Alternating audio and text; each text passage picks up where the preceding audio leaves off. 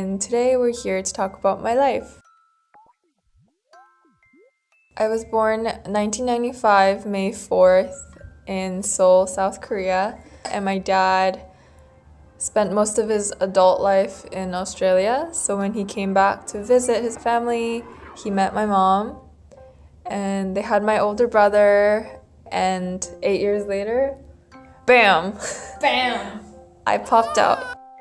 When I was about 7 years old, my brother came home from school with bruises on his forehead and some on his body, and we had found out that the teachers at his school were being very physical with the boys. So my parents decided to go to a place with a better education system like Canada. And because my dad was a pretty Western-minded person, he just couldn't accept the fact that the country they were raising their kids in would ever do that.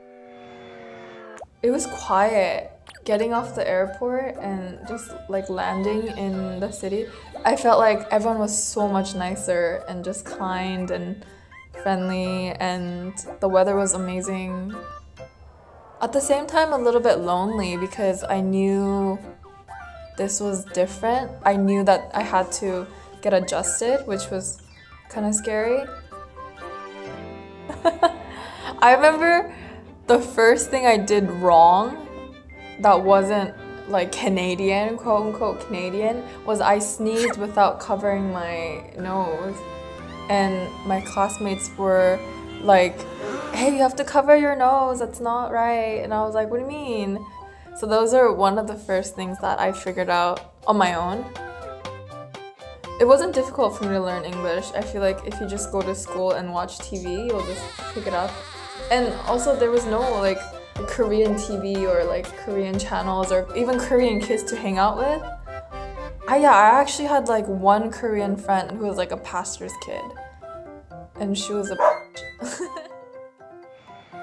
Yeah, in middle school during a summer break with my mom, we went to Seoul to visit family, and I kind of knew I was different because I was so accustomed to the Canadian lifestyle now. Well, actually, when I saw my family, I felt a little judged too, because I remember at the time I had dyed my hair, probably had like pink streaks, and they were just looking at me like, wow, she's so weird. And I couldn't really talk with them either.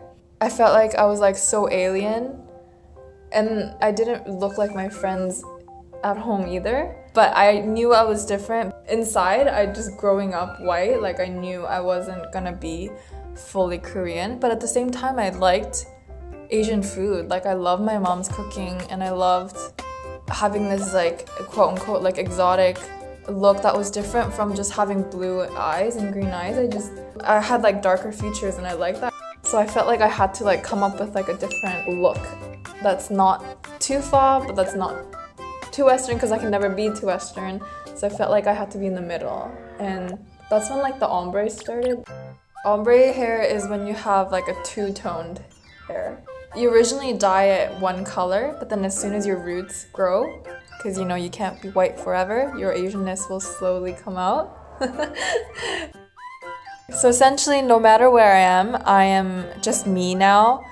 Even if I'm in Kelowna or Vancouver or Korea, I am comfortable being me, and I've accepted the fact that I'm different everywhere I go, and I'm okay with that.